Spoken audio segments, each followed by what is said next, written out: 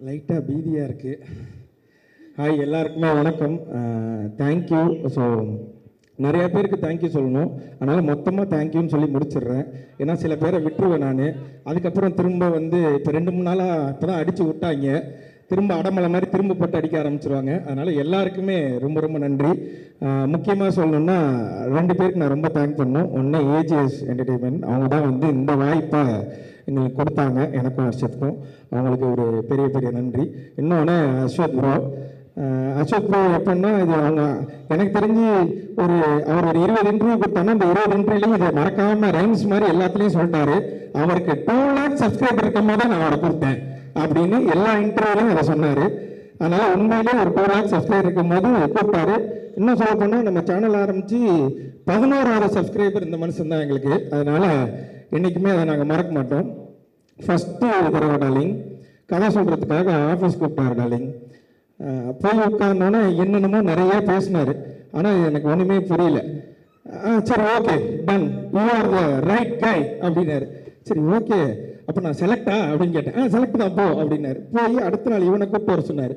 சரி, நமக்கு தான் ஒன்றும் தெரில, தமிழ் மீடியம்லேருந்து வந்திருக்கோம், இவன் கொஞ்சம் நாலேஜான ஆள் தானே, அண்ணா யூனிவர்சிட்டியில் படித்தவனா, சரி இவனை கூப்பிட்டு போகிறேன். இவங்கிட்டையும் அந்த மனுஷன் அப்படி தான் பேசுகிறான். லைட் வரும், நீ இது பண்ணு. அவனுக்கு ஒன்றும் புரியல. அதுக்கப்புறம் நாங்களே ஃபிக்ஸ் ஆகிட்டோம். சரி, ஓகே, நம்ம ஒரு ஹாலிவுட் படத்தில் நடிக்க போகிறோம் அப்படின்னு மாதிரி ஃபிக்ஸ் ஆகிட்டோம். சரி, ஹாலிவுட் படம் தானே நடிக்கிறதுக்கு போயிட்டோம். பார்த்தா ஹாலிவுட் கேமராமேனே எங்கே இருக்காரு. ஏய் மார்க்னா மார்க் எங்க போயிட்டு, மார்க்ல என்னன்றா அப்படின்னாரு இவரு. ஓகே, அப்ப ஹாலிவுட் படத்துல தான் நம்ம நடிக்க போறோம்ன்றது முடிவாயிட்டு. ஆனா பாதி நேரங்கள்ல இவங்க 2 பேரும் இங்கிலீஷ்ல மட்டும்தான் பேசிப்பாங்க. இதெல்லாம் நான் வந்து உண்மையிலேயே இந்த மேக்கிங், ஜாக்கி சான் படம் மேக்கிங்ல எல்லாம் கடைசியா போடுவாங்க, ஒரு கேமராமேனும் ஒரு டைரக்டர் இங்கிலீஷ்ல பேசுறதுலாம். இதெல்லாம் நான் பார்க்கும்போது உண்மையிலேயே இவன்ட்ட சொல்லுவேன், நிறைய பேசுறாங்கடா, ஆனா ஒன்றும் புரியலடா. அவங்க பேசிப்பாங்க, ஆனா சரி இது சொல்லலாமான்னு தெரியல. பல நேரங்கள்ல வந்து நிக்கேத் வந்து சார்ஜ் எடுத்துட்டாருன்னா எங்களுக்குலாம் பீதி ஆகிடும். அது நான் பரவாயில்ல, சில நேரத்தில் பிரதீப் ப்ரோக்கே அது பீதி ஆகிடும். பீதி ஆகிடுச்சுன்னா அவர் கொஞ்ச நேரத்தில் அவர் என்ன பேசுறாருன்னு அவருக்கு புரியாது. ஆனால் அவருக்கு ஒரு மல்டி பர்சனாலிட்டி இருக்குன்றதை நான் கண்டுபிடிச்சிட்டோம். என்ன திடீர்னு ஒன்று பேசுவார், திட்டுவார், ஓகே டார்லிங் நல்லா பண்ணு அப்படின்ட்டு போயிடுவார். இப்போ இந்த மனுஷன் அதுக்கப்புறம் வந்து உங்களை இல்லை அவங்கள அப்படிம்பாங்க. சரி, அவங்கள வேற யாரையும் சொல்லியிருக்காரு அப்படின்னா அவங்கள்ட்ட தான் சொல்லுவார், உங்களால் நீங்கள் லைட்லாம் கரெக்டாக தான் வச்சுங்க, இவனுங்களை தான் சரியாக நடிக்கலை அப்படின்ட்டு போயிடுவார். ஸோ இந்த படம் உண்மையிலே ஆரம்பித்தது ஒரு மாதிரி ஜாலியாக ஆரம்பிச்சது, முடியும் போது ஏண்டா முடியுது அப்படின்னு இருந்தது. ஏன்னா 3 வேளை நல்லா சோறு போட்டாங்க, சும்மா சொல்லக்கூடாது, டெய்லி கறி கஞ்சி, அவ்வளோ ஹாப்பியாக இருந்தது. நம்ம ஆஃபீஸில் அப்படி ஒரு சோறு பண்ணணும்னு ஏஜிஎஸ் பார்த்து நாங்கள் பல தடவை உயர்ந்திருக்கோம். ஏன்னா இது திரும்பவும் சொல்லலாமான்னு தெரில, பல வார்த்தைகள் டப் பண்ணி இது பண்ணி கட் பண்ணி பேசி எடிட் பண்ணி நானே பேச வேண்டியதாக இருக்குது. ஏன்னா இதுக்கு முன்னாடி இந்த மனுஷன் வந்து இந்த படத்தில் போடும்போது அஸ்வத் ப்ரோ வந்து ரீஇன்ட்ரடியூசிங் அப்படின்னு போட்டார். அதுக்கு முன்னாடி நாங்கள் ஒரு 2 படம் பண்ணோம், சொல்லக்கூடாது, நான் சொல்ல மாட்டேன் 2 பண்ணோம். அதில் வந்து இட்லி கேட்டால் இட்லி இல்லைன்னுவாங்க, தோசை கேட்டால் வீட்டிலேருந்து எடுத்துகிட்டு வர மாட்டேங்கிறாங்க. ஸோ இந்த மாதிரி பிரச்சனை இருக்கும்போது இங்கே போனால் ஒரே நேரத்தில் டார்லிங் எல்லாமே சிக்கன் இருக்கு டார்லிங், மீன் இருக்கு டார்லிங், அதுக்கப்புறம் சில நேரத்தில் பிரதீப் ப்ரோக்கு டயட் ஃபுட்னு ஒன்று எடுத்துகிட்டு வருவாங்க. ஆத்தாடி ஆத்தா, அதில் என்னென்னமோ இருக்கும் டார்லிங், ஓடுறது போடுறது, பறக்கிறது, தாவறது, நிற்கிறது, நீந்துறது எல்லாமே இருந்துச்சு அவருக்கு. ஆனால் எனக்கு ஒரே ஒரு ஆதங்கம் மட்டும் இப்போ வரைக்கும் இருக்கு, இவ்வளோ திங்கிறாரு இந்த மனுஷனுக்கு ஏன் உடம்பு மட்டும் உழவ மாட்டேன்ற ஆதங்கம் மட்டும் ஃபீலிங் தான் வச்சான். அப்படி என்ன நல்லா சாப்பிட கேட்பேன், சமோசா தானேங்க, ஆமாம், உருளைக்கிழங்கு சமோசா தானேங்க, ஆமாம், 4 திங்கிறீங்க அப்படியே இருக்கீங்களேங்க அப்படின்னு கேட்பேன். ஆனால் தெரில, அவர் வந்து ஒரு மாதிரி பாதி நேரங்களில் எங்களுக்கு குருவாக இருந்தார், பாதி நேரங்களில் நல்ல ஃப்ரெண்டாக இருந்தார். நான் அப்படியே வந்துடுறேன், 2-3 பேர் அப்புறம் ஸ்கிப் பண்ணிட்டு போயிடுவேன். அசோக் ப்ரோ கூப்பிட்டு கதை சொன்னார். சொல்லிட்டு ஷூட்டுக்கு போனதுக்கு அப்புறம் அவர் சொன்ன கதை தான் இப்போ எடுக்கிறாரான்னு எனக்கு இவனுக்கும் பாதி நேரங்களில் சண்டையாக இருக்கும். நம்மகிட்ட சொல்லும்போது வேற சொன்னார், வேற எடுக்கிறாரா, அவர் என்ன எடுக்கிறாரோ அதை நடிப்போம், இதுக்கப்புறம் நமக்கு ஏதாவது வாய்ப்பு இருக்கான்னு கேட்டாங்க. எந்த வாய்ப்பும் இல்லை, அப்போ கிடைச்ச வாய்ப்பை யூஸ் பண்ணிப்போம் அப்படின்னு இது பண்ணதுதான். ஆனால் எங்களை முழுமையாக நம்பி எங்களை கூப்பிட்டதுக்கு அஸ்வத்துக்கு ரொம்ப ரொம்ப நன்றி. ஏன்னா அஸ்வத் வந்து ஃபர்ஸ்ட்டு கூப்பிடும் போது ப்ரோவில் ஆரம்பித்தோம், அப்புறம் வாடா போடா ஃப்ரெண்ட்ஸ் ஆனோம், மாமா மச்சான் ஆனோம். இப்போ என்ன மொழியில் நாங்கள் 2 பேரும் பேசிக்கிறோம்னு எங்களுக்கே தெரியல. சில நேரங்களில் எடுத்தவனையே ஹலோக்கு முன்னாடி ஒரே ஒரு கெட்ட வார்த்தை பேசுகிறான், ஒத்த வார்த்தை, அதை சொல்லி தான் ஆரம்பிக்கிறானே. அப்படி ஒரு ஃப்ரெண்ட்ஸ் ஆகிட்டோம் நாங்கள் 2 பேரும். அப்படியே தாண்டி வந்தோன்னா ரவிக்குமார் சார்லாம் பார்க்கும்போது உண்மையிலேயே பயமாகவே இருக்கும் செட்டில். ஏன்னா நாங்கள் காம்பினேஷனில் எங்களுக்கு நிறைய சீன் இருக்குது. சில நேரங்களில் சார் இப்படி நின்னாருன்னா அங்கே நிற்க மாட்டோம், நாங்கள் 2 பேரும் ஓடிடுவோம். சரி அவங்க ஏதாவது சொல்லிடுவாங்க, சூப்பர் ஸ்டாரை வச்செல்லாம் படம் பண்ண வர்றா அவர், இப்படிலாம் அவர் நாங்கள் பேசுவோம். சில நேரங்கள் அவர் காதில் வர மாதிரியே மிமிக்ரி பண்ணுறாரு, அவருக்கு முன்னாடி மிமிக்ரிலாம் பண்ணி காமிச்சோம். ஆனால் அவர் அதை கண்டுக்கவே இல்லை. நான் அதுக்காக தான் இன்றைக்கி வரும்போது அர்ஷத்தை சொன்னேன், மேலே ஏறி ஸ்டேஜில் ரஜினி சார் மிமிக்ரி பண்ணு, டக்குன்னு கூப்பிட்டு அடுத்தது ஏதாவது வாய்ப்பு கொடுப்பாருன்னு. முதிய மறந்துட்டு போயிடுச்சு, பரவாயில்ல, தேங்க்யூ. அதனால் ரவிக்குமார் சார்லாம் உண்மையிலே நம்ம வெளியிலேருந்து நம்ம ஒன்று பார்க்குறோம், காமன் மேனாக நம்ம ஒன்று பார்க்கும்போது எவ்வளோ பெரிய லெஜெண்டு அப்படின்னு ஒன்று இருக்கும். ஆனால் இந்த படத்தில் பார்க்கும்போது அப்படி இல்லவே இல்லை. அவர் ரொம்ப கூலாக, ரொம்ப ஜாலியாக எல்லார்ட்டையும் நல்லா பேசிகிட்டு இருந்தாங்க.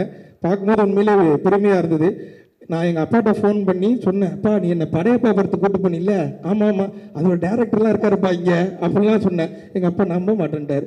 அவர்கிட்ட நான் கடைசியாக ஒரு ஃபோட்டோ எடுத்துக்கணும், இந்த ஸ்டேஜை சாக்க வச்சு கேட்டுக்கிறேன், சார் எனக்கு ஒரு ஃபோட்டோ மட்டும் கொடுத்துருங்க. எங்கள் அப்பா இன்னமும் நம்பலை, நான் படத்தில் நடிக்கிறேன்னா நீ என்கிட்ட வீட்டை நடிக்கிறேன், இப்போ அங்கே போய் நடிக்கிறேன் அப்படின்னாரு. அவ்வளோதான். இதுக்கப்புறம் Pradeep bro full jolly. College படம், காலேஜில் என்னென்னலாம் பண்ணக்கூடாதோ அதெல்லாம் நாங்கள் அந்த காலேஜில் பண்ணோம், ஜாலியாக இருந்தோம். நல்ல மனுஷன் உண்மையிலே.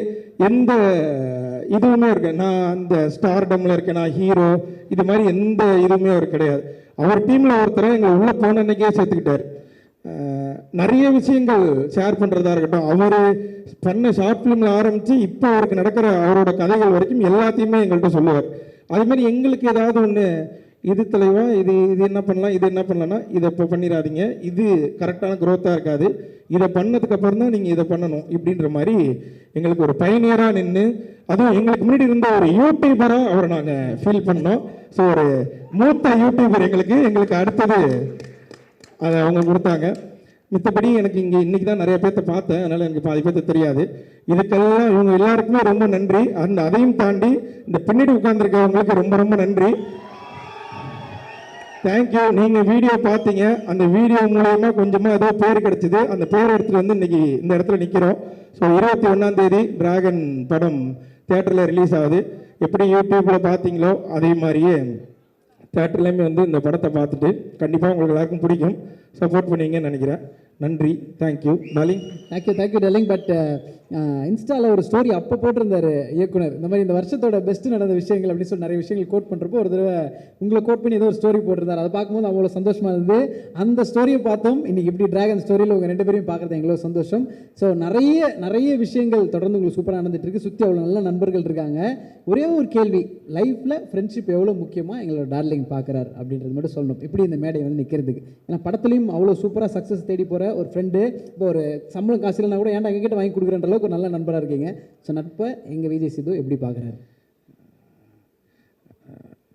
அந்த ஃப்ரெண்ட்ஷிப் தான் இங்கே நிப்பாட்டி இருக்குது. அந்த ஃப்ரெண்ட்ஷிப் தான் எனக்கு விக்னேஷ்காந்தை மீட் பண்ண வச்சுது. அந்த ஃப்ரெண்ட்ஷிப் தான் என்னை இவ்வளோ தூரம் கொண்டு வந்தது. இவ்வளோ பேர் வீடியோ பார்த்த ஃப்ரெண்ட்ஷிப் தான் இதை என்னை இவ்வளோ தூரம் வளர்த்து விட்டது. அதே மாதிரி படத்துலையும் என்னோடய கேரக்டர் பேர் அன்பு. நானும் பிரதீப் வந்து பயங்கரமான ஒரு, அந்த காலத்தில் ஒரு சூர்யா தேவா அப்படின்னா அடுத்த காலத்தில் இந்த அன்பும், பேர்லாம் ரிவீல் பண்ணலாமா? சொல்லக்கூடாதா? என்ன அங்கேயும் மிரட்டுற, நீ வெளில வாடி, அதனால அதான் பேர் ரிவீல் பண்ணக்கூடாது. என் பேர் அன்பு. அந்த மாதிரியான ஒரு நட்பு இந்த படத்துலையும் பார்க்கலாம். நிறைய பேர் வந்து இதை நிறைய இடங்களில் சொல்லிக்கிட்டே இருந்தாங்க, இது வந்து அந்த படமாக இருக்குது, இது வந்து இந்த படமாக இருக்குன்றது.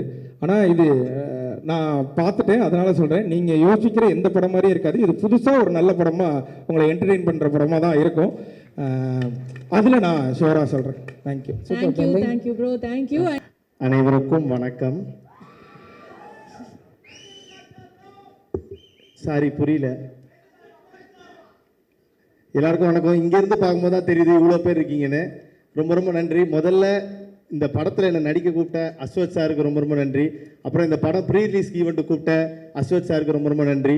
அப்புறம் இந்த படத்துக்கு அப்புறம் என்னை வச்சு இன்னொரு படம் எடுக்க போகிற அஸ்வத் சாருக்கு ரொம்ப ரொம்ப நன்றி. பிரதீப் ப்ரோ இல்லை ப்ரோ, அடுத்தவங்களை பற்றி சொல்லலான்னு வந்தேன். பிரதீப் ப்ரோ வந்து எப்படி சொல்கிறது, ஸ்டார்டிங்கில் வந்து பேசும்போது ஹாய் ப்ரோ அப்படின்னு சொல்லி இன்ட்ரடியூஸ் ஆனாங்க. அதுக்கப்புறம் வந்து பேர் சொல்லி கூப்பிட ஆரம்பித்தாங்க, அர்ஷத் இது பண்ணிக்கோங்க அது பண்ணிக்கோங்கன்னு. அப்புறம் வந்து டேய் நான் சொன்னால் கேட்க மாட்டியாடா அப்படின்னு அந்தளவுக்கு பயங்கர ஒரு க்ளோஸ் ஃப்ரெண்ட் மாதிரி பழக ஆரம்பிச்சிட்டாங்க. அது பிரதீப் ப்ரோவாக இருந்தாலும் சரி, அஸ்வத் சாராக இருந்தாலும் சரி, 2 பேருமே வந்து இப்போ உண்மையாலே, அதாவது இப்போ தான் சார்னு சொல்கிறேன், எங்கள் வாட்ஸ்அப் சாட்லாம் பார்த்தீங்கன்னா வேறு இருக்கும். அந்த அளவுக்கு ஒரு நல்ல ஒரு ஃப்ரெண்ட் ஆகிட்டாங்க. ஸோ ரொம்ப ரொம்ப ஹாப்பி.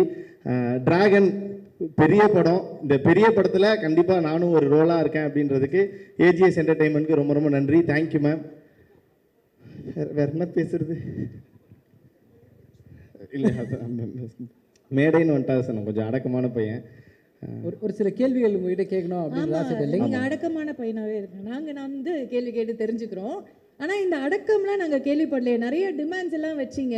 இந்த மாதிரி கேரவன் வந்து எனக்கு தனியாக தான் வேணும், சித்து அவர்களும் நீங்களும் வந்து சேர்ந்தெல்லாம் வரமாட்டோம், அவர் முன்னாடி வரட்டும் அப்புறம் நான் பின்னாடி வரேன், இப்படிலாம் வந்து சொன்னீங்களா? ஆக்சுவலாக இதெல்லாம் சொன்னது அண்ணன் தானா இல்லை இங்கே மாறிட்டீங்களா?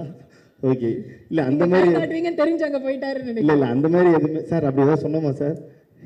இல்லை கண்டிப்பாக அந்த மாதிரி எதுவுமே சொல்லலை.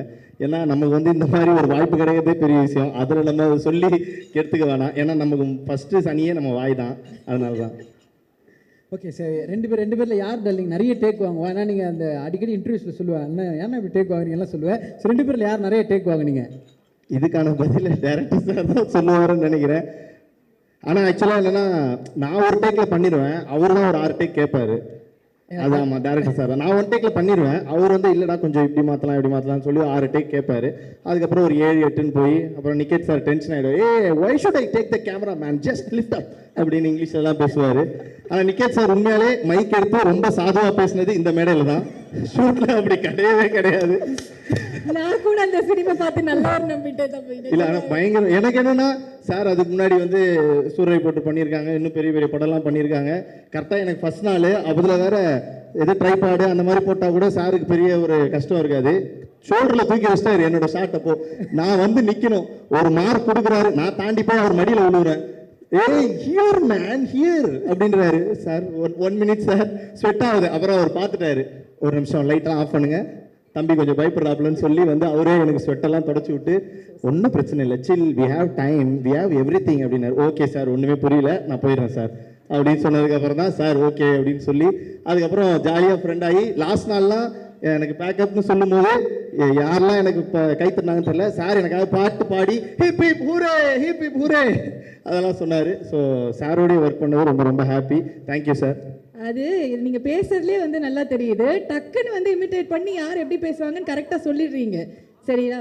ஆனால் அஸ்வத் சார் வந்து எப்படி வேலை வாங்கினார், ஒரு டேரக்டராக அவர் எப்படி உங்ககிட்ட வேலை வாங்கினாரு, பிரதீப் சாரும் அவரும் எப்படி பேசிப்பாங்க, சித்து அவர்களுக்கு வந்து எப்படி வேலை வாங்குவார், இதெல்லாம் எங்களுக்கு பண்ணி காட்டுங்களேன். பண்ணி காட்டணுமா? பேசி காட்டுங்க. இல்லை இப்போதானே டிஓபி மாதிரியே பேசி காட்டிங்களே, கூட இருந்து அப்சர்வ் பண்ணியிருப்பீங்கல்ல. அவங்க வந்து ஏன்னா அவங்க 2 பேரும் ரொம்ப வருஷமா, ஒரு 12-13 வருஷமா அவங்க 2 பேர் ஃப்ரெண்ட்ஸ்ன்றனால ஒரு டேரக்டர் ஒரு ஆக்டர் அவங்களுக்குள்ள இருக்க ஒரு கான்வர்சேஷன் மாதிரியே இருக்காது. ஃப்ரெண்ட்ஸ் மாதிரி தான் கேஷுவலாக இருக்கும். மச்சான் நான் இது ஒன்று பண்ணியிருக்கேன்டா, நான் இது ஒன்று பண்ணியிருக்கேன், மச்சான் நான் இது ஒன்று போடுறேன்டா, நான் இது பண்ணுறேன்டான்னு ரொம்ப கேஷுவலாக பேசிப்பாங்க அவங்க.